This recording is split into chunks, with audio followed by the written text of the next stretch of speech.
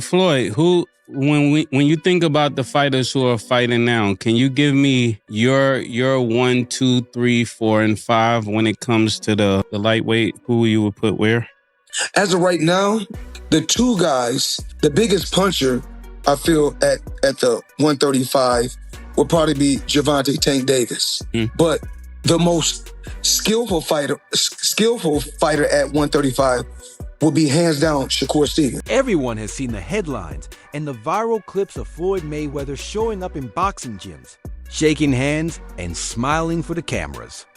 But what recently happened between Floyd and Shakur Stevenson was not a casual meet and greet or a photo opportunity.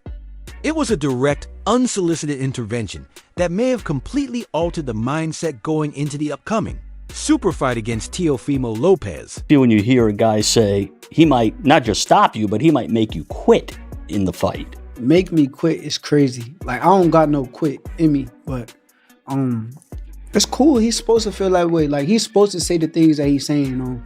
He's not saying nothing out of the ordinary or something that I didn't expect. Only thing that I kind of took away, he got on a podcast, I want to say he said that I was slow. And that's the part where I'm like, okay, he's going to be very surprised come fight night to where it's like, you really thought I was slow? Like, is that something like you put in your brain and thought it was about to come out? While the internet is buzzing over camp visits, Shakur Stevenson dropped the bombshell on the Cigar Talk podcast that tells a very different story. Floyd didn't just stop by to say hello. He picked up the phone, called Shakur directly, and delivered a message so controversial it's already dividing the boxing world. He didn't talk about money, belts, or fame. He talked about dominance. Arguably one of the greatest of all time, right? What are we rating myself on? What are we rating on? Okay. Well, we're going to know in the least amount of fights. You know, I didn't have to have 70 fights or 150 fights, 300 fights. Did I not beat the most world champions? Yes, you did. Okay. And in the least amount of fights? Yes, you did. Who got the highest gate? Floyd Mayweather. Who made the most money? You did. Who was the most accurate fighter of all time? You were. So it's basically saying that... The greatest of all time. Okay. All right. Floyd Mayweather, the man who wrote the blueprint for boxing business, looked at the contract negotiations for Stevenson versus Lopez and essentially said, tear it up. He told Shakur to stop acting like a contender and start acting like the boss. But is this the advice Shakur needs right now? Or is it a dangerous ego boost that could lead him straight into a knockout? Let's break down the conversation that has everyone talking. When you look at Teofimo Lopez's resume, it's hard to deny his status. He's the lineal champion at 140 pounds. He's the man who dethroned Vasily Lomachenko when no one else could. He's the fighter who silenced Josh Taylor in Scotland. By every traditional boxing metric, Teofimo is the A-side, the star, the draw, the champion. He was a lot better younger. Oh, he was better when he was younger? Especially at the JOs, Junior Olympics. He was whooping feet, yo. All right. He was crazy with it. Yeah, he was mad nice. You don't think he developed enough power or something? It's not about the power. I think that he just focusing too much on one arsenal. But Floyd Mayweather sees the world differently. According to Shakur, Floyd was adamant on the phone and told him point blank, I don't think you should be the B-side. You should be the A-side. It wasn't a suggestion. He felt strongly about it. Floyd's logic is ruthless. Skills pay the bills. And an undefeated record is a currency that loses value the moment you accept second place. He told Shakur to forget the belts and focus on leverage. Put me in the ring with him, Floyd said, brushing aside the politics of A, B, and C sides entirely. Well, I saw you called me that today. He just called me that today. He called me, what, 2 days ago? What did he say? He had a whole lot to say. I don't like to put it like... I give me a little something. You ain't got to say the whole shit, but it's Floyd, nigga. You know niggas... He's an idol, Floyd. One thing he was just saying he don't think that I should be the B-side of this shit. Of this upcoming fight. And he think I should be the A-side. And he really felt strongly about it, but no, it is what it is, bro. I appreciate Floyd. That's my guy. I wouldn't never say nothing bad about Floyd. Yeah. But also, A, B, C, D, E. Put me in that ring with that nigga, gang. Whatever, right? Whatever. Put me in the ring, bro, and I'm ready to show who I am, bro. So that's how I've been. This represents a massive shift in mindset. Normally, the challenger humbles himself to earn a title shot, but Floyd is telling Shakur to flip the script. He believes Shakur's technical ceiling is so much higher than Teofimo's that the belts don't matter. He sees Shakur as the real superstar, the fighter people tune in to watch, whether they want him to win or lose. It's a bold, almost arrogant stance, but it's the same kind of psychological warfare Floyd used to become the richest athlete in history. The question is whether Shakur can pull that off against a fighter as volatile and dangerous as Teofimo. You envision it. I mean, I'm sure you played it out in your mind a bunch of times already. Me just making a great fighter look average. That's how I see it. Are you gonna fight like the Zepeda way? Because that was the first time we see you fight like that. I can't tell you how I'm gonna fight. I fight different styles for different people. Yeah. So I may fight this way for this guy. I may fight the other way for another guy. But my main objective is to get the job done. Yeah. I don't care about like which way I fight. As long as my hand is raised, if it's ugly in that bitch, I'm good. Yeah. And I'm like this. Yeah. Good. What was it about Teo that you gave yourself like the eye? This is the one I want him, right? Because I'm sure you at a point where you got options, like you could pick, you could pick and choose. Yeah, I know. Why? What was it about him that you was like, all right, this is the one? What made you want to? He's on top of his game, bro. I said that his last fight in front of New York City. Times Square, yeah. He fought Arnold Barboza. He was sharp. He was stacked. What's my boy name that was dead to? One of the 5-4 Kings, whatever they want to call it. So he on top of his game, bro. So if I see somebody on top of their game, my competitive edge just kick in. It's like, okay, I already vision right then and there that I want to fight him. Like I want to be in front of him and see how my style do with his style. So it's more so just who the best. Floyd didn't just call to hype Shakur up. He called to give him the cheat codes. We know Floyd has been in Shakur's ear before, offering tactical advice for his fight against William Zepeda.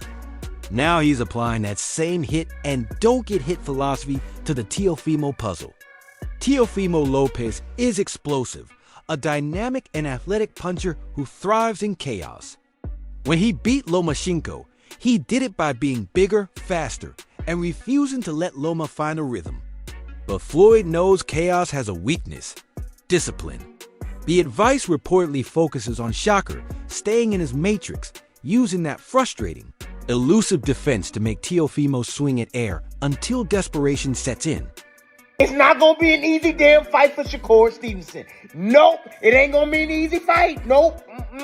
After studying freaking Lopez yesterday, man, look, that athleticism that he got, that speed that he got, the boy is a what's the name I'm looking for? What can I say? He's autonomous. That's the word I'm looking for. He's an autonomous fighter. Okay? What does that mean, autonomous fighter, Tim? Shakur is too. Just like Floyd is. Just like Crawford is. Just like Inoue is. Young fighters want to get to that point in their career where they become autonomous fighters. Okay? Where you don't need no damn instructions. You don't need no guidance. You know how to figure it out. Your fundamentals are so damn sound that you got skills now built on top of those fundamentals. Now it's second nature for you. You know what I'm saying? You didn't see the same patterns and rhythms and styles and so on and so forth that it's second nature. It's nothing for you. These guys can operate without any damn instructions, without being told what to do. That's how great these dudes are. Or I should say good they are. They still got to prove they great, right? But, look, the thing that surprised me about T.O. last night after watching him, man, is that his speed and quickness and how fast he's able to strike. Look, I'm going to tell you where he's going. Because I watched a little bit of Shakur last night. He going to Shakur's body. That's where he going. He going to his body. Straight punches to the body. Okay? Shakur likes to fight on that. Shakur admitted in a recent interview that he's doing things in this training camp he's never done before. He's not just sparring. He's preparing to make a great fighter look average. That's a terrifying thought for the Lopez camp. If Shakur is evolving his offense to match his defense, guided by the tactical wisdom of Floyd Mayweather, we could see a version of Stevenson that doesn't just win on points, but completely embarrasses the opposition. Floyd's message is clear. Don't brawl with the brawler, outthink him. And if having Floyd Mayweather on speed dial wasn't enough, Shakur has another secret weapon in his camp, one that may be even more dangerous right now. Terrence "Bud" Crawford. This isn't mentorship from afar. Crawford is in the trenches with him.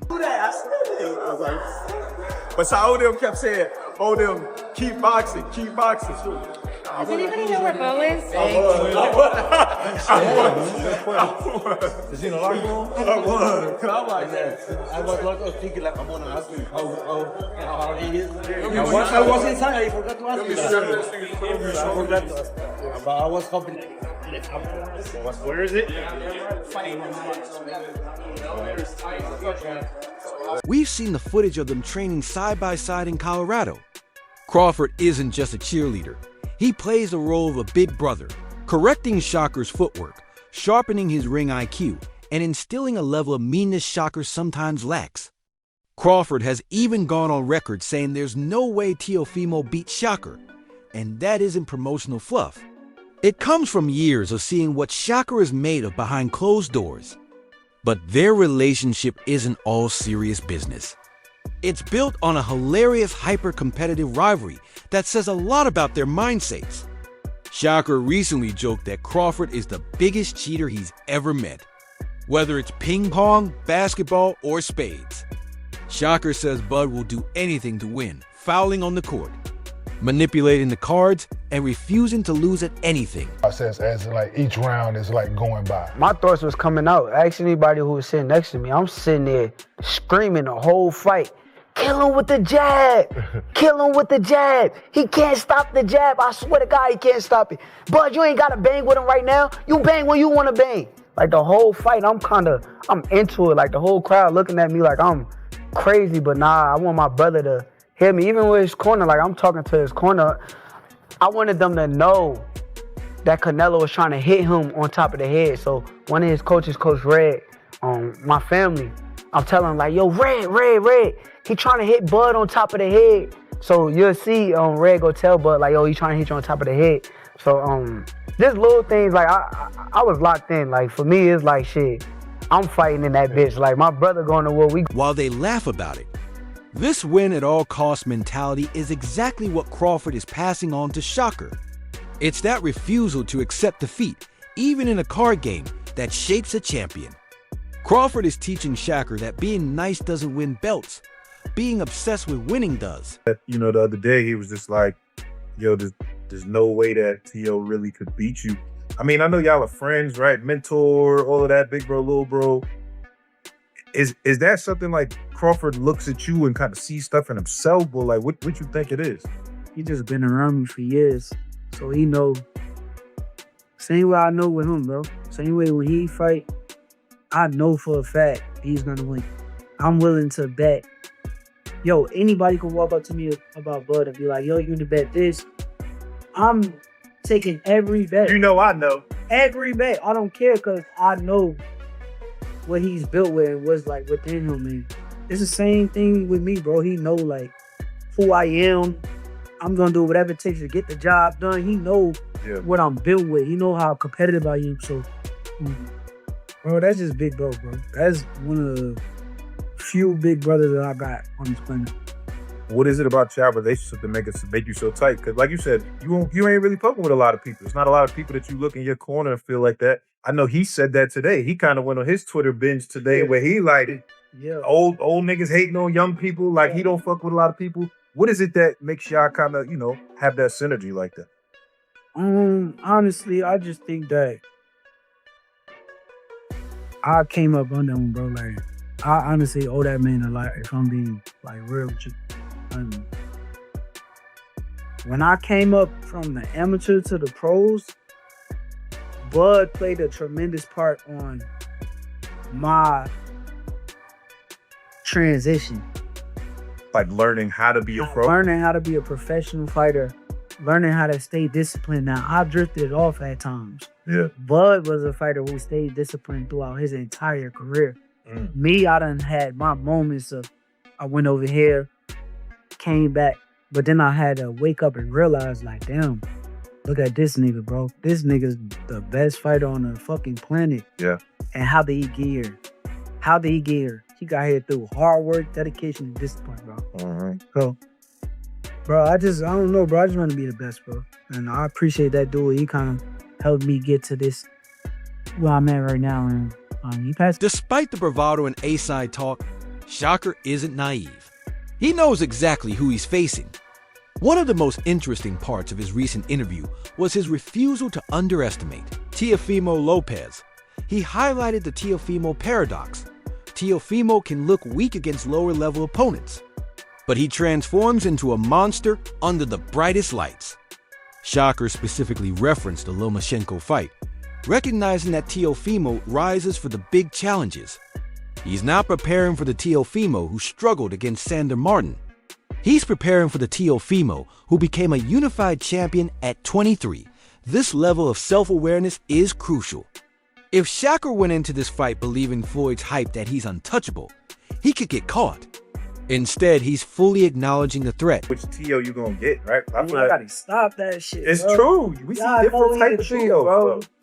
Okay, you see him show up on the night where a guy moving around the ring and he chased him around the ring and he don't cut off the ring right. Please. Like that's like little stuff, bro. Like if we gonna be honest, bro, when he get in them big moments, in them big fights, the best version of him show up every time.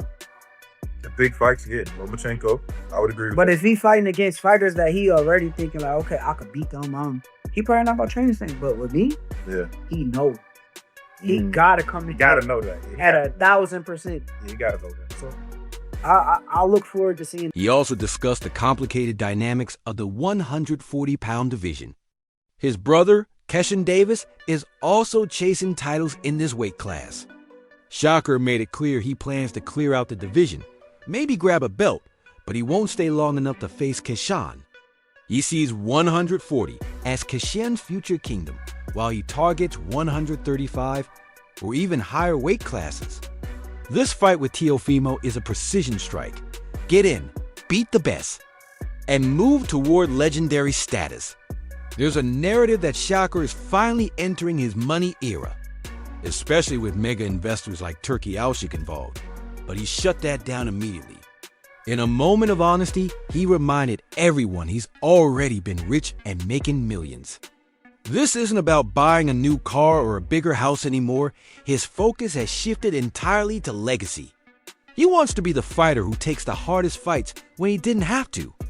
That's why he's taking on Teofimo, why he's calling out the biggest names.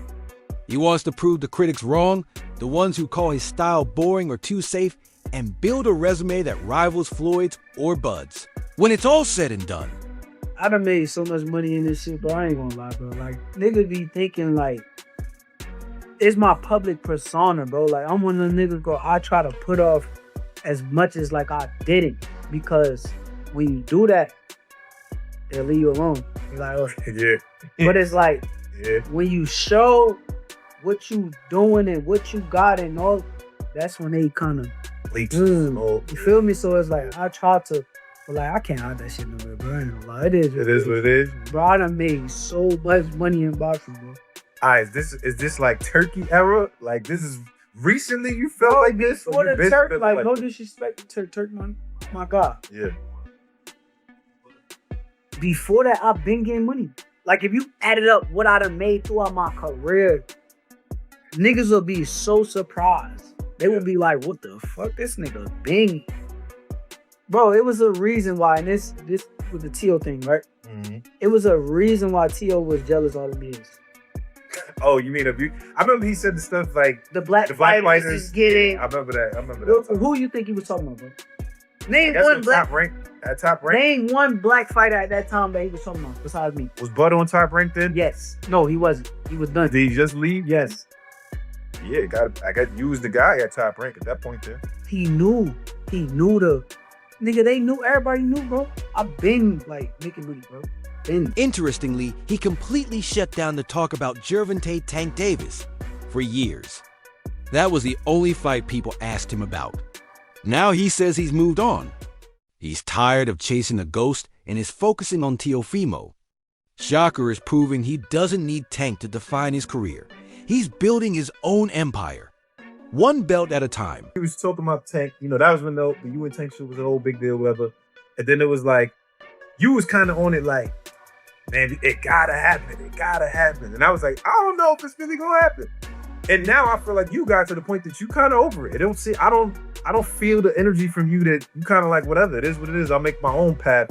When did you kind of get to that point? If that's where you're at, that's kind of what I took from it. But when did you get to the point with accepting like this might not happen and I'm okay with it?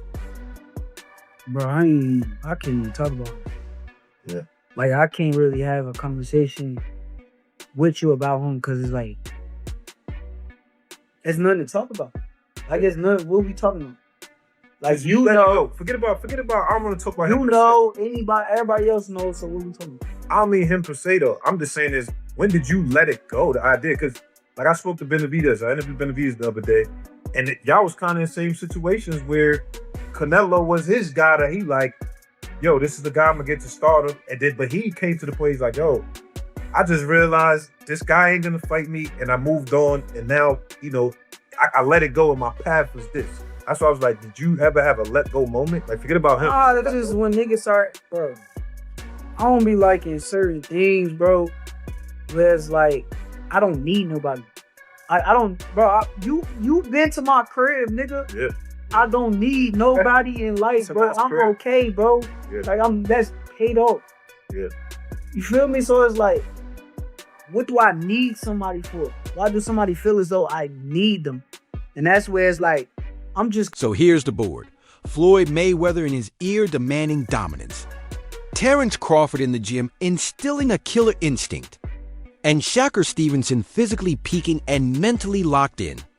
Ready to take on boxing's most dangerous wild card. Floyd believes Shakur is the S-side. Crawford thinks he's unbeatable. But boxing isn't played on paper, and it certainly isn't played on a podcast. Teofimo Lopez has built a career on ruining plans and silencing experts. If Shakur listens too closely to voices telling him he's already the king, he could wake up facing the lights. But if he combines that aside confidence with the tactical discipline Floyd preaches, we could be witnessing the rise of the next face of boxing. Is Floyd right? Is Shakur the true superstar? Or is Teofimo being disrespected again? Drop your thoughts in the comments. That's all for today's video.